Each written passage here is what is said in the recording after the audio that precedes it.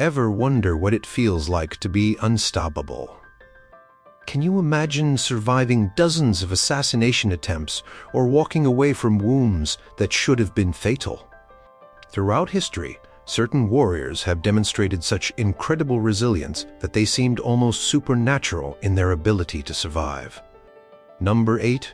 Adrian Carton de Wiart. The man who couldn't die. Have you ever met someone who seemed to laugh in the face of death?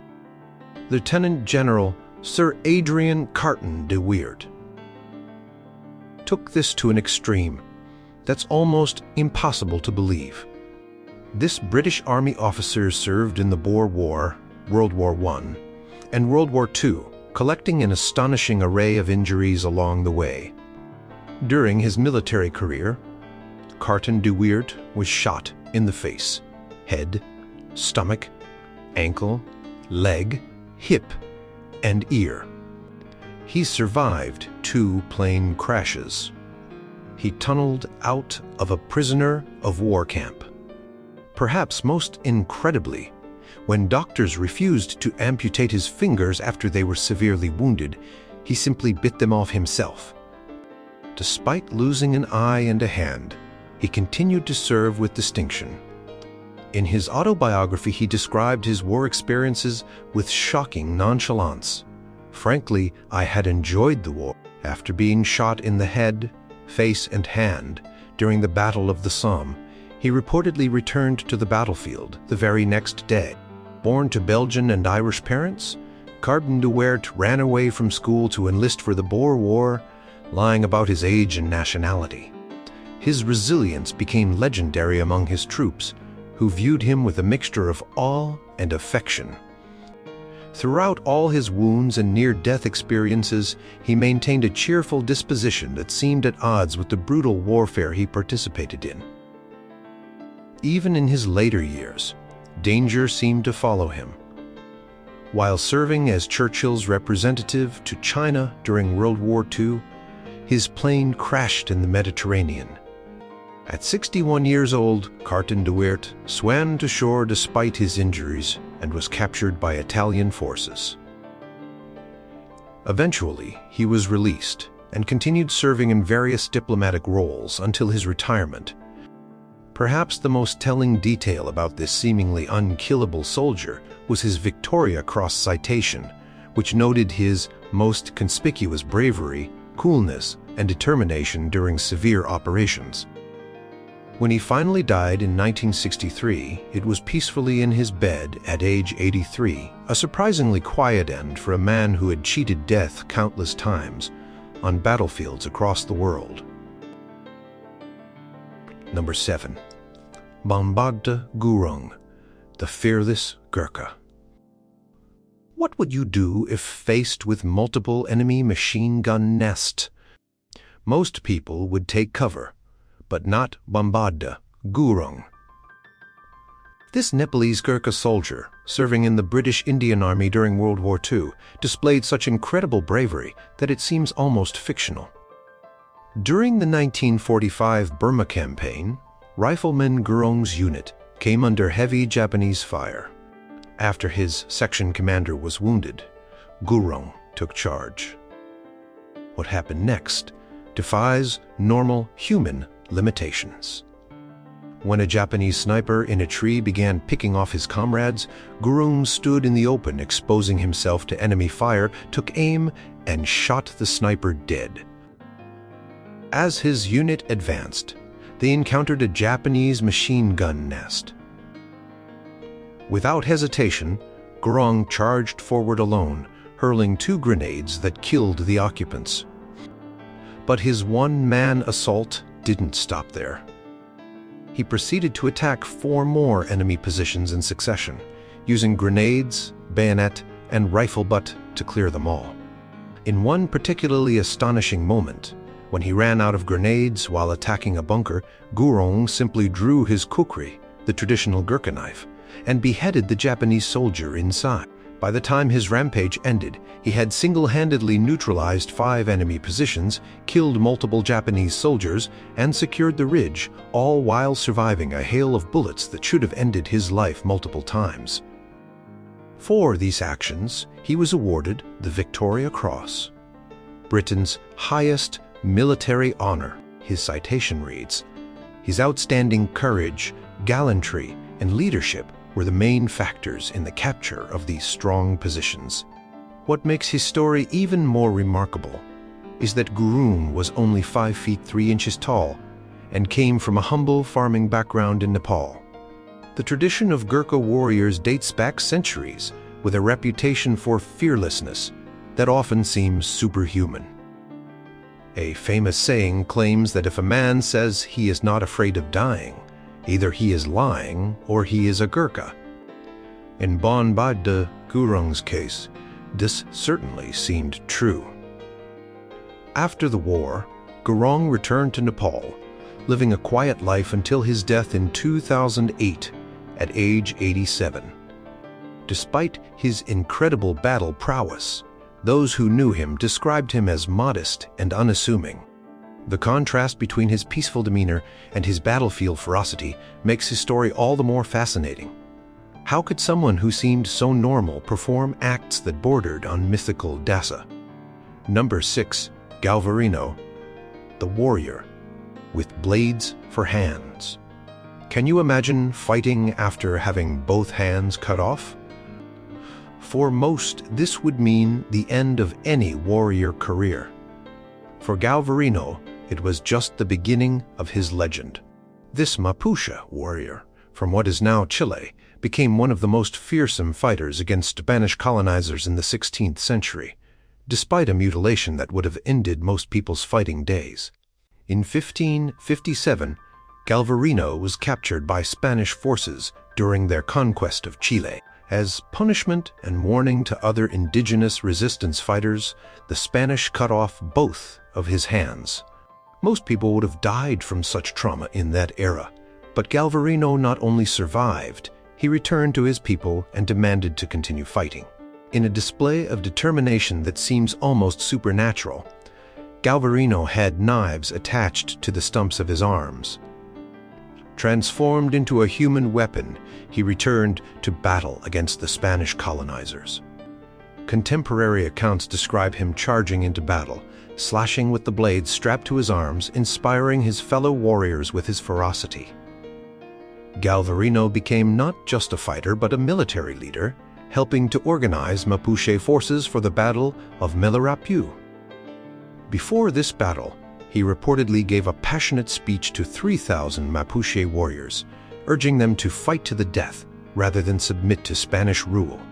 His personal transformation from mutilated prisoner to blade-armed warrior chief solidified his reputation as a nearly supernatural figure. Though the Mapuche ultimately lost the Battle of Melarapu, historical accounts suggest that Galvarino fought to the very end. Some reports claim he was captured again and executed by being thrown to dogs, while others suggest he died fighting on the battlefield. Either way, his refusal to surrender despite overwhelming odds and devastating injuries made him a symbol of resistance that has endured for nearly 5 centuries.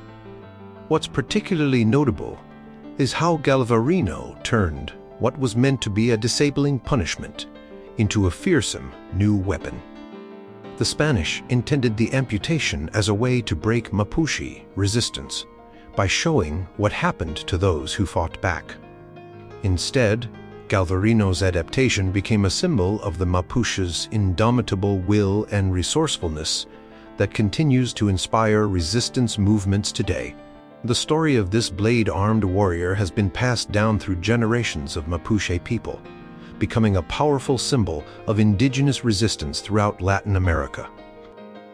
The image of a man who refused to be defeated even after losing both hands represents a resilience that seems to transcend normal human limitations.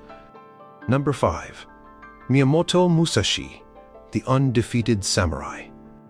Have you ever heard of someone winning more than 60 duels to the death without a single loss? Miyamoto Musashi did exactly that, becoming Japan's most legendary swordsman, in a time when a single mistake meant instant death.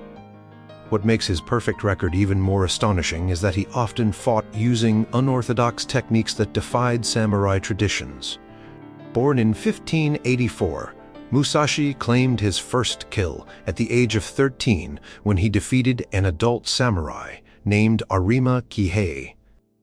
By his own account, recorded in his classic text, The Book of Five Rings, Musashi won his duels through a combination of psychological warfare, strategic thinking, and technical innovation rather than just swordsmanship.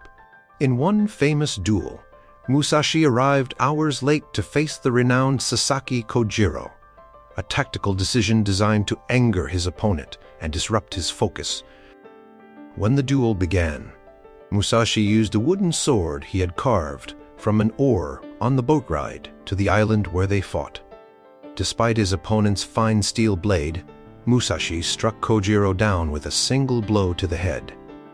Perhaps even more remarkably, Musashi survived participating in some of the largest battles of his era, including the Battle of Sekigahara, 1600, and the Siege of Osaka, 1614 to 1615. These were massive conflicts where tens of thousands died. Yet Musashi emerged unscathed each time, despite often fighting on the losing side. Unlike many samurai who specialized in a single weapon or fighting style, Musashi developed a two-sword technique called Naiten Ichiru, wielding both the long katana and shorter wakizashi simultaneously. This unprecedented style confounded opponents who had trained only against traditional one-sword techniques. Beyond his combat prowess, Musashi was also an accomplished artist, poet, and philosopher. His survivability extended beyond just physical combat. He navigated the treacherous political landscape of feudal Japan during a time of shifting alliances when many samurai met their ends through assassination or execution.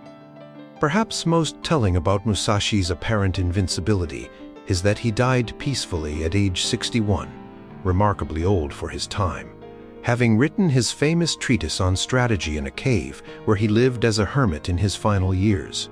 Despite countless opportunities for a violent death that claimed so many warriors of his era, Musashi remained undefeated until natural causes finally accomplished what dozens of skilled warriors could not.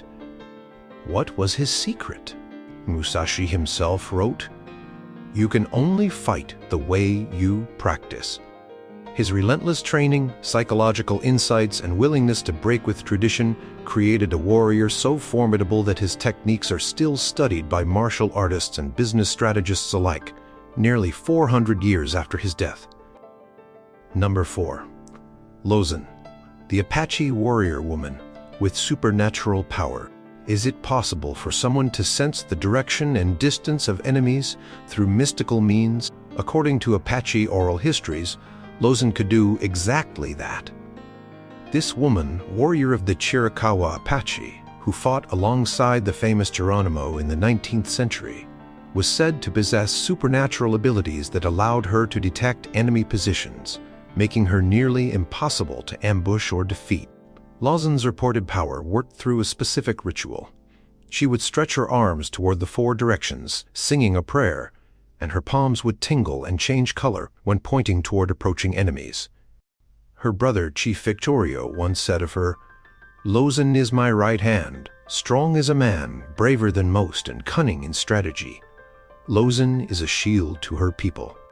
Beyond her reported mystical abilities, Lozin was an exceptional fighter and horsewoman. She could ride, shoot, and fight as well as any male warrior in the tribe, skills that were crucial during the Apache Wars of the late 1800s as her people resisted being forced onto reservations. Survivors of battles reported seeing her riding fearlessly into combat, armed with a rifle and traditional weapons. Her talents weren't limited to fighting. Lozin was also known as a skilled healer and midwife. In one famous incident, she escorted a pregnant Apache woman across enemy territory to reunite with her family, delivering the baby along the way and still managing to steal horses from Mexican soldiers to help them complete their journey. After her brother's death in 1880, Lozin joined Geronimo's band and continued fighting against U.S. and Mexican forces.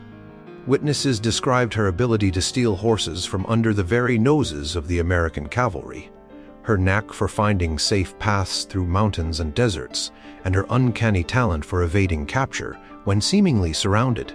What makes her story particularly remarkable is how Losing challenged gender roles in a time and place where such boundaries were typically rigid.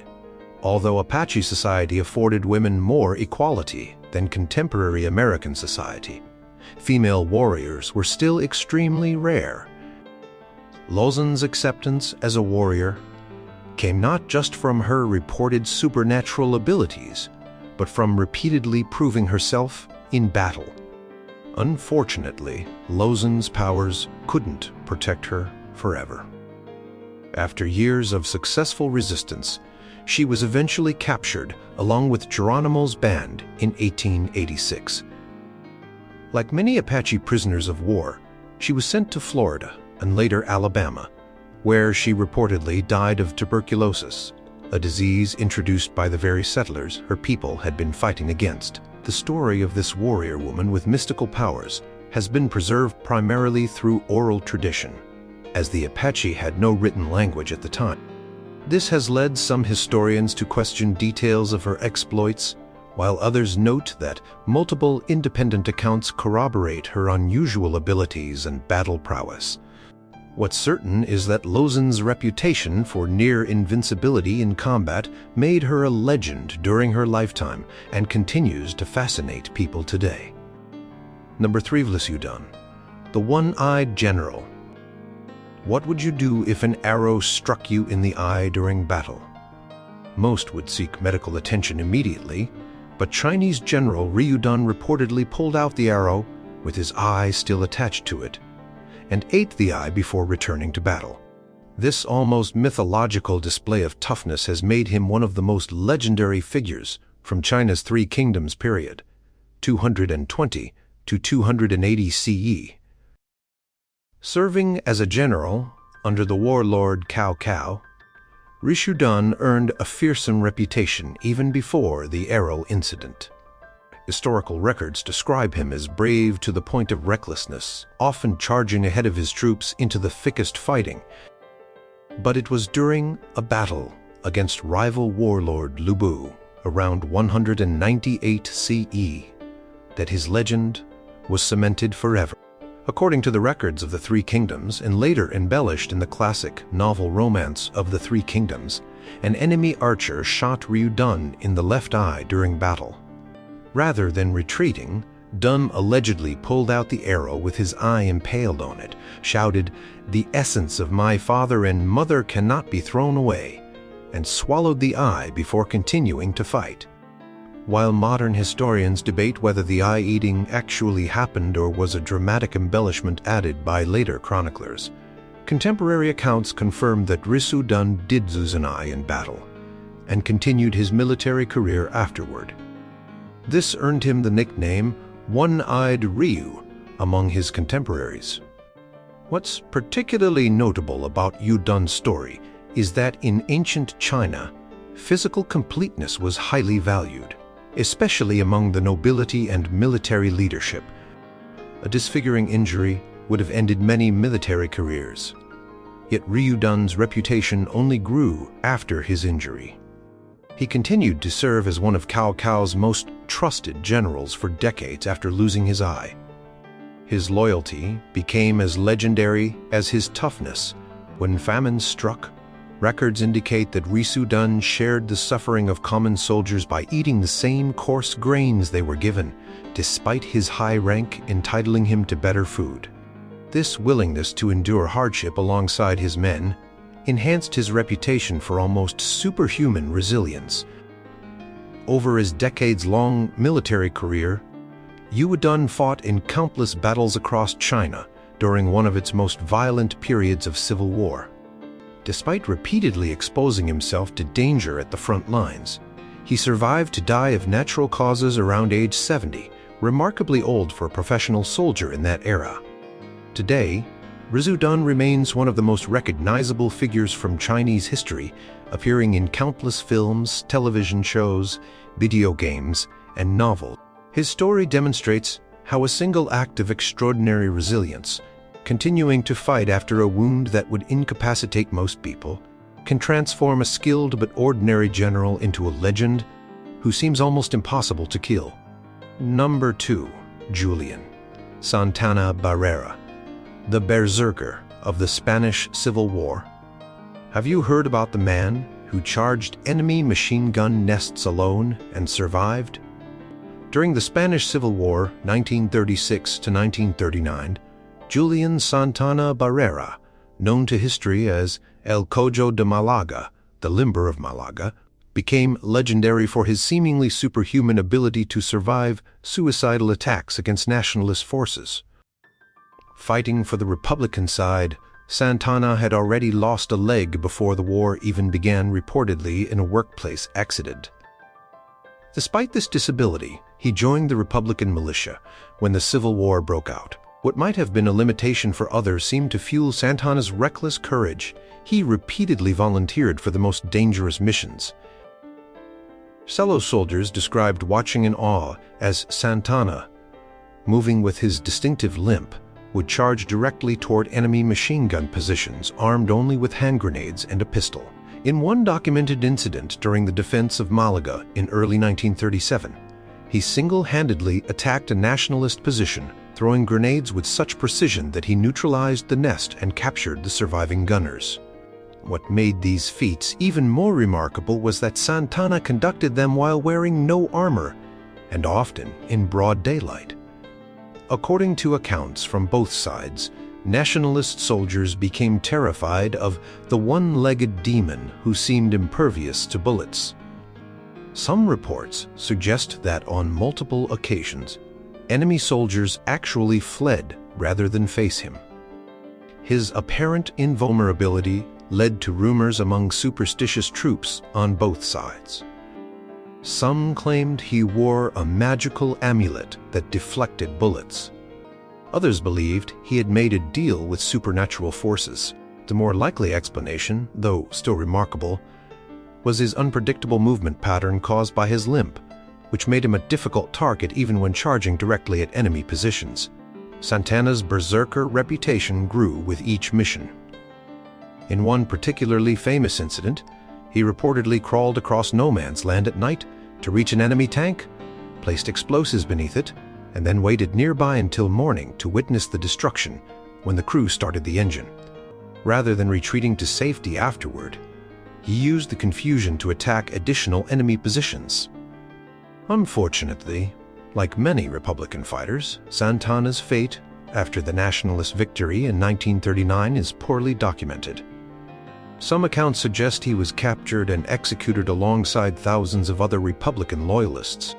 Others claim he escaped to France and lived out his days in exile. The uncertainty about his ultimate fate has only added to his legend. What's particularly interesting about Santana's case is how his physical disability, which might have kept him from military service entirely in a more conventional army, became almost an advantage in his unconventional fighting style. His story challenges our assumptions about what makes an effective warrior and demonstrates how sheer courage and unpredictability can sometimes overcome overwhelming odds. Number 1. Jack Churchill, the sword-wielding commando of World War II, who brings a sword to a gunfight and survives. Lieutenant Colonel John Malcolm Thorpe Fleming Jack Churchill, nicknamed Fighting Jack Churchill and Mad Jack, did exactly that throughout World War II. This British Army officer became legendary for leading charges into battle with a Scottish broadsword in one hand, a longbow over his shoulder and bagpipes under his arm, in the age of machine guns and tanks. Churchill's philosophy was simple. Any officer who goes into action without his sword is improperly dressed. This wasn't just bravado. He became the only British soldier in WW.I confirmed to have killed an enemy with a longbow when he shot a German sergeant through the chest during the British retreat to Dunkirk in 1940. His seeming invincibility became apparent during a 1943 nighttime raid on a German position in Italy. Leading from the front, Churchill leapt from the landing craft playing The March of the Cameron Men on his bagpipes, threw a grenade, and proceeded to charge the enemy position with his sword. Despite the obvious target he made of himself, he captured 42 German prisoners with the help of just one other commando. Perhaps his most extraordinary feat occurred in Yugoslavia in 1944, leading a commando raid against German forces. Churchill was the only survivor when the position was overrun. Rather than surrendering immediately, he continued playing his bagpipes until knocked unconscious by a grenade. The Germans, finding an unconscious British officer with a sword and bagpipes, thought him so important that they transferred him to Berlin for interrogation. Eventually sent to the Sachsenhausen concentration camp, Churchill didn't wait for rescue. He escaped by crawling under the wire, evading capture, and walking nearly 100 miles to the Baltic coast, where he attempted to rendezvous with American forces.